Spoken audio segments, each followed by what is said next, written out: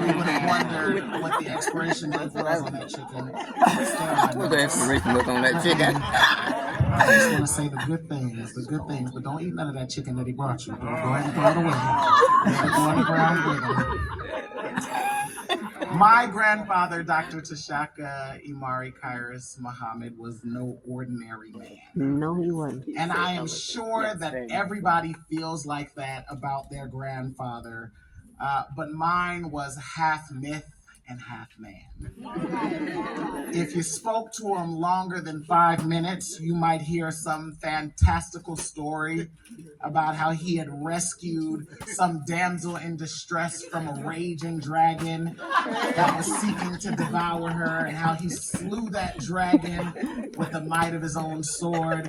And maybe you'd laugh at such a wild tale until you stumbled on a certificate in his home under a pile of stuff on the table, a certificate of recognition for heroism, a Ross Garner Award for the time he intervened and saved a woman who was fighting for her life as an assailant was trying to take what was not his. And you'd realize that he really did save a damsel in distress from a raging dragon.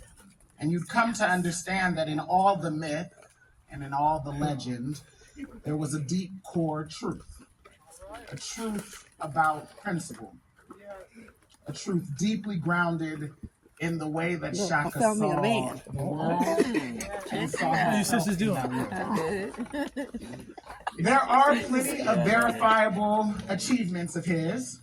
He was a Black Panther, a U.S. Marine, an activist, an educator, a historian, a collector, sometimes of too much. You've been to his house, say Ashe. A comedian, an entertainer, an educator, a poet, a drummer, a teacher, a mentor, a friend, a husband, and sometimes a boyfriend, sometimes just a drive-by. If you've driven by, say Everybody got quiet. An artist, and a lot of other things. He lived a life so incredible that you almost had to see it in order to believe it. Shaka was born on February 28th, 1942, in Coffeyville, Kansas, to Francis Mass and Edward Coulter. And my granddaddy began his journey in a place that probably never imagined that it would produce the powerhouse that he would become. In 1942, life for Black people in Kansas, much like other places in the United States, was shaped by systemic racism and segregation and limited opportunities. And while Kansas wasn't considered a Southern state, it was not exempt from the brutality that Black people experienced in areas of these United States, especially in the areas of housing and education and employment. And so Shaka was born into a world that could not love him, could not appreciate him, could not protect him in the ways that he needed to be protected. He was raised primarily by women. It is why, till the day he died, he loved women, including a cute nurse that would stop by and bring him apple juice, and any other woman that he saw. He loved women. He was raised by them, and by women that spanned the gamut of wisdom and work ethic and generosity, and also a little bit of insanity. He told the story once of his grandmother who beat him so bad that when he went to school, he told them that he fell off the roof, and they believed him. His other grandmother would take him on the train to see relatives a few times a year, and those trains would bring him through sundown towns and past Ku Klux Klan chapters. And it was a very dangerous journey for a woman and a little boy to take alone. And so his grandmother would walk around carrying a gun with her in order to keep them safe. As such, Shaka always had an affinity for guns. You'd find him all over his house. Don't reach under that couch. He understood guns and knives and swords and bows to be means of protection. There is a story of one time he was in the back of his house with his daughter, my mother, and some other relatives just spending time. And some man high on something decided to walk into his house without permission. And the man walked in and was taken aback by all of the historical artifacts that were on his walls. And so he got distracted in the robbery and said, "What is all this stuff on the walls?" Rumor has it my grandfather grabbed a fishing pole and a ski pole and beat that man halfway down the block. And if I understand it correctly, the other folks that were with him said, "Chaka, we need to get back in the house before the police come so that none of us go to jail." He was a protector. And it was women who taught him how to protect. But they also taught him how to build bridges and how to care. Chaka was deeply aware of his Africanness and was unapologetic about it. But he also saw the value in people who were very different than him. He will tell you that he created the first skinhead. He had a good friend, a little white boy in his neighborhood, and they would play and hang out together. And his grandmother had a medicine cabinet full of all kinds of products. I mean, all kinds, some more expired than others. One day, Chaka and his little white friend decided that they were going to take everything in that medicine cabinet and make a concoction and put it on his little white friend's head. That made his hair started falling out, and he wasn't too happy, and so he went home and got his older brother, who came to Chaka's house and with other relatives actually shot at the house. Well, when his grandmother got home, she went and got her rifle. And there was a shootout right then. This was before Black Lives Matter and the NAACP. And he would tell you that he created the first Ku Klux Klan chapter in Kansas. Anyone who knows Dr. TChaka knows that he was destined to blaze trails. He was the kind of man who didn't just walk through doors, mostly because no door that he arrived at was already open. But he would tell you, if you get to a door and it's already closed, in his words, you kick that fucking door down. In 1972, he shattered the glass ceiling of corporate America, an achievement that was historic as it was bold. He was a black man with dreads and who wore dashikis running around at the state capitol. He worked tirelessly in the Department of Health to make sure that resources were accessible to people in communities of color, that they had the support that they needed. But he wasn't done yet. My grandfather would go on to be a founding father of the Birthing Project USA, a national program committed and still committed to saving lives of Black women and children all across this planet. He would go on to found the Children of the Sun, which has now become the Children of the Sun Doula Project. And he was always focused on lighting the way forward. He wasn't just an activist, he was a visionary. He was a metaphysical, spiritual practitioner.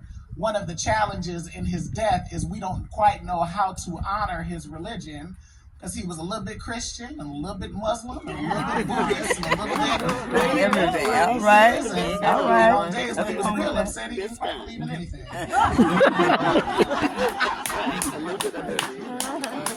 He was a Prince Hall affiliated Mason and found ways to blend the intellectual with the spiritual. He was always reaching beyond the surface. And let's not forget that he was a martial arts specialist. Being all of 4.5 feet tall, he's dead now, so he can't say nothing about me. It was not wise to pick a fight with TChaka Muhammed. I remember the one and only time I talked back to his face. And I told him that I wasn't going to do nothing. And I turned around and I walked away. And when the knife went flying past my ear, it landed my granddaddy in the wall in front of him. He would often say, "If you see me in a fight with a bear, help the bear." As the founder of edutainment, he didn't just teach, he inspired, he entertained, he opened minds. He laid the foundation for the poetry scene in Sacramento that is thriving today. He wasn't just a man of words, he was a man of action, and he was one that was filled with purpose, and he was funny, and he was charming. He could talk his way into or out of anything. I don't know if you've ever been 7 years old in a grocery store and two of his girlfriends arrive at the same time, unaware of each other. And he managed to convince them not only that he was being faithful to both of them, but we had dinner with both of them that night, and they paid. He was extraordinary at what he did. My mother tells the story of him being near death due to some spinal issues that he had when she was very young, and there being a period where between 3 and 5, depending on who you ask, different women were in this hospital room, including his wife, his ex-wife, his current girlfriend, his ex-girlfriend, and some woman that nobody knows who she was, but we can take some educated guesses. He's a player. 4.5 feet to she. He had a unique way of grounding people in humor. He had a unique way of communicating to people. He could talk about serious things like politics and the state of the world and the state of Black people in the world. He could talk about life's toughest challenges. But he could also slip in a line that would make you laugh and think all at once. He wore wisdom. He wore it effortlessly, as he wore kindness and generosity. When I was 17 years old, he bought me my first car. And because I am my grandfather's favorite, and I don't care what my cousins tell you, he bought me a Mercedes Benz. And I was so excited about it. You couldn't tell me nothing driving that Benz. And then my mother, operating in a spirit of disobedience, called him and told him that that car was not appropriate for a 17-year-old boy. And so he took it back and gave me a Toyota that had 2.5 wheels and sometimes an engine. He was generous. My grandfather gave and gave and gave and gave and gave. And sometimes the stuff that he gave was expired and didn't taste good. Sometimes he would lie about what it was, like the time he told me it was chicken when in fact it was rabbit. They say chicken tastes like rabbit. Where the rabbit came from. But he was generous. He would give. My grandfather always wanted us to be prepared for what was coming. I would come over and he would give me bags, not bottles, bags of water. I don't know how you fit water in a bag, but somehow he would give me bags of water and tell me that this was to be put in my trunk in case I was ever driving through a tunnel and both ends of that tunnel collapsed and I needed to survive for days at a time. I want you to know right now, in this moment, I have bags of water in my trunk in case I'm ever driving and a tunnel collapses around me. You felt his presence in the room. You smelled him before he came. Yes, you did. That's patchouli. Some of y'all that took home some of them dashikis, listen, go on, throw them in the washer. Throw them in the washer. Today we remember him not just as an educator and as an artist and as a community leader and as a storyteller and a griot and a poet. We remember him as a man. A man who was complicated. A man who made mistakes. A man who taught and learned, who won and who failed. We remember him as a friend and as an unforgettable spirit.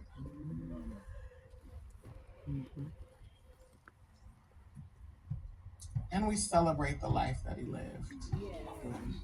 And we celebrate the ripple effects And those ripple effects are largely grounded in what you do going forward.